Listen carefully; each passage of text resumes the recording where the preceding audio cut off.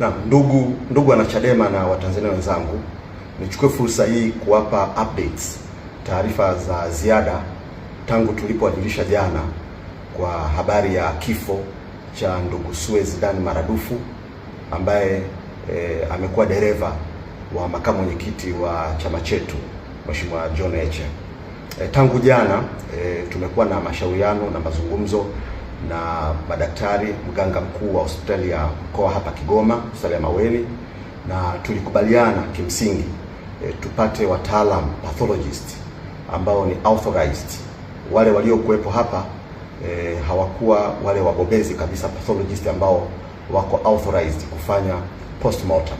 Kwa hivyo tulikubaliana kwamba tupate pathologist, na tukafanikiwa kupata mmoja kutoka Bugando Mwanza na mwingine kutoka Geita, na tulipata uhakika na uthibitisho kwamba waliondoka jana, na kwa bahati njema asubuhi ya leo mganga mkuu alijulisha kwamba wamefika, na walipofika walikwenda moja kwa moja ofisini kwa mkuu wa mkoa kwa mazungumzo ambayo hatukuwa tumeyajua ni mazungumzo ya namna gani. Lakini kitu ambacho kimekuwa kipya kidogo ni taarifa tuliyoipata leo kwa habari ya pathologist mwingine tena kutoka Dar es Salaam ambaye ametakiwa kuja kuungana na timu hii kwa ajili ya kazi hii, na jambo hili limepelekea kuchelewa kazi hii kuanza. Mpaka dakika hii tunavyozungumza ni saa 9 alasiri, bado zoezi la uchunguzi halijaanza, ilhali tulikuwa tumeshajiandaa zoezi litakapokamilika basi pengine saa 6 saa 7 tuweze kuanza safari ya kuelekea Tarime ili kuweza kukamilisha taratibu zingine zilizobaki mbele yetu. Kwa hivyo jambo hili kwa kweli sasa limeleta fadhaa kwa sababu limekuja likiwa limechelewa na halikuwa katika utaratibu tuliokubaliana jana. Tulikubaliana pathologist wanaokuja ni wawili kutoka Mwanza na Geita, na sisi kama chama tuna daktari mwingine ambaye tulishamwandaa kwa niaba ya familia kwa ajili ya kwenda kushuhudia, wakiwemo mawakili wetu wakili Samuel Welwel na wakili Deo Mainyila. Tuliwaandaa kwa ajili ya kwenda kushuhudia kwa pamoja. Kwa jambo hili limetupa fadhaa, na ucheleweshaji huu umetupa na umeendelea kutupa maswali ya nini kinachoendelea. Lakini pia nichukue fursa hii kutoa masikitiko yetu kama chama makubwa sana. Leo asubuhi tumemsikia mkuu wa mkoa wa Kigoma IGP mstaafu afande Simon Siro akizungumza na akitoa taarifa kuhusu jambo hili, na katika mazungumzo yake amezungumzia kwamba kifo hiki ni kifo kwa uzoefu wa kiaskari, ni kifo cha kawaida. Hili jambo si sahihi. Kauli hii ni kauli batili, na tafadhali IGP mstaafu usiparamie mambo kwa namna hii. Jambo hili tumekubaliana na tumetaka lifanyiwe uchunguzi. Unapo preempt kwamba kifo cha ndugu Dan Suez ni cha kawaida, kama hatutakubali na hatutaipokea sentensi hiyo, kwa sababu mazingira ya tuliyomkuta ndugu Dan tukiwa na askari polisi katika chumba chake yalikuwa ni mazingira ambayo wote wametupa mashaka sana, wakiwemo askari wenyewe tuliokuwa nao kwenye eneo la tukio. Wote tulimwona marehemu Suez akiwa pale chini, alikuwa anavuja damu, alikuwa amevuja damu puani, damu zilikuwa zinatoka mdomoni, damu zilikuwa zinatoka masikioni, damu zilikuwa zinatoka kwenye jicho la kushoto, damu zilikuwa zinatoka. Sasa unaposema ni kitu cha kawaida, haiwezekani kuwa kitu cha kawaida.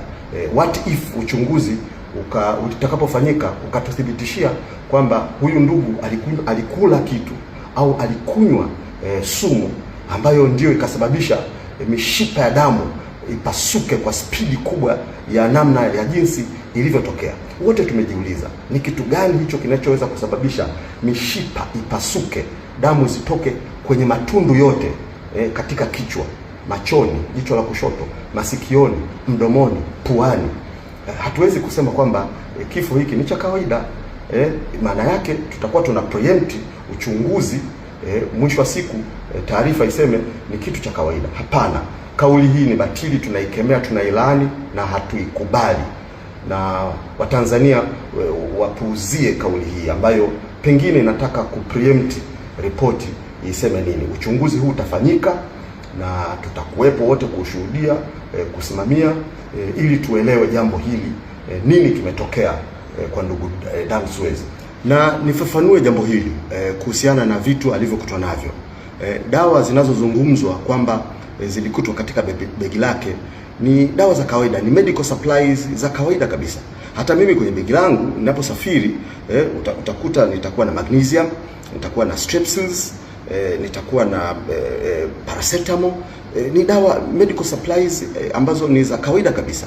Sasa inapotokea jambo hili linakuzwa na kufanywa kama kuna kitu cha attention, kwa nini tusizungumzie pia katika begi lake tulikuta fedha taslimu takriban shilingi 400,000 na shilingi 20,000 ambazo alikabidhiwa wakili Deo Mainyila, kijana wetu. Kwa nini tusiseme kwenye begi lake tulikuta vocha za simu? Kwa nini tusiseme kwenye begi lake tulikuta mafuta? Kwa nini kwenye begi lake tusiseme tulikuta vitu ambavyo ni vya kawaida kabisa mtu anapokuwa amesafiri? Sasa tunalisihi na tunawasihi watu ambao wana mamlaka ya kuzungumzia jambo hili kwenye engo yao, wasipreempt mambo, wasitengeneze hadithi au narrative yenye lengo la pengine kufanya watu waone au wapate habari ambayo itaweza kupindisha ukweli ambao Watanzania wote wanausubiri.